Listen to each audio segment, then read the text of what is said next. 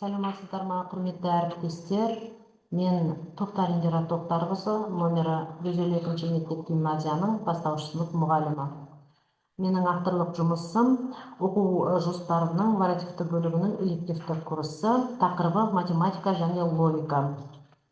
Бағдарлама 2 сынып оқушылары үшін әзірленген.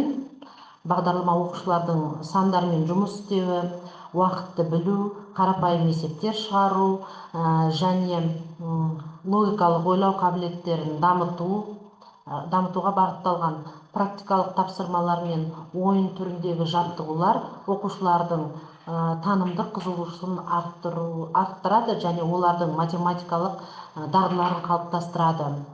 Апталық жұмыстың мақсаты 2 сынып оқушыларының математикалық ойлау қабілеттерін, логикалық пайымдауын, талдау және салыстыру дағдыларын дамыту.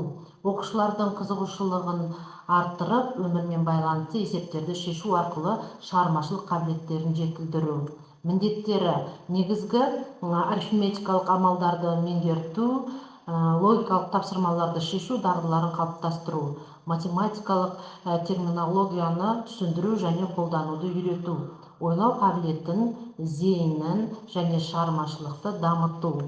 Өзектілігі: математика мен логика оқушылардың аналитикалық ойлауын, проблемаларды шешу дағдыларын дамыту. Бұл дағдылар өмірдің әр саласында, әсіресе STEM бағыттарында маңызды. Ерекшеліктері: бағдарламада математика мен логиканы біріктіріп, практикалық тапсырмалар, ойындар және топтық жұмыстар арқылы оқу процестерін қызықты ету көзделген. Ғылымилығы: бағдарлама заманауи білім әдістемелері және психология негізделген әдіс-тәсілдерге сүйенеді. Оқу бағдарламасы оқушылардың қызығушылығын арттырып, практикалық дағдыларын жетілдіруге бағытталған. Күтілетін нәтиже: бұл жерде оқушылар арифметикалық амалдарды еркін орындап, логикалық тапсырмаларды шешуде белсенділік танытады. Оқушылар топта жұмыс істей отырып, бір-біріне үйреніп, өз пікірлерін дәлелдей алады. Білімге және дағдыларға қойылатын талаптар 4-ке бөлінеді: түсіну, қолдану, жинақтау, синтездеу.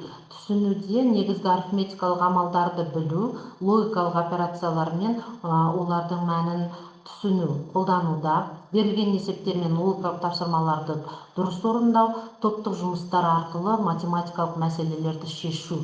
Жинақтау: оқушылардың жинақталған білімдерін әртүрлі тапсырмалар арқылы бағалау. Синтездеуде оқыту процесінде өздері жасаған логикалық есептер мен проблемаларды шешу.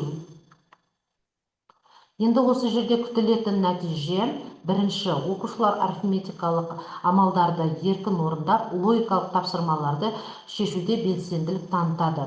Екінші, оқушылар топта жұмыс істей отырып, бір-бірінен үйреніп, өз пікірлерін дәлелдей алады. Үшінші, оқушылар өздері орындаған тапсырмаларды жүйелі түрде талдай отырып, шешім қабылдауға дағдыланады. Төртінші, оқушылардың шығармашылық ойлау қабілеті дамып, жаңа ақпаратты жылдам меңгеруге қабілетті болады. Бұл жылына 34 сағатқа берілген, аптасына 1 сағат. Оқушыларды бағалау критериялары: қанағаттанарлық, жақсы, өте жақсы деген бағалаулармен жүргізіледі. Ақпараттық әдістемелік бөлімде бағдарлама негізгі мектептегі бағдарлама мазмұнына, оқушылардың жас ерекшеліктеріне сәйкес келеді. Оқушы алынған нәтижеге тәжірибе жүргізіп, практика жүзінде қолданып, білімін толықтырады. Назарларыңызға рахмет. Сұрақтарыңыз болса, кері байланысқа қойсаңыздар болады.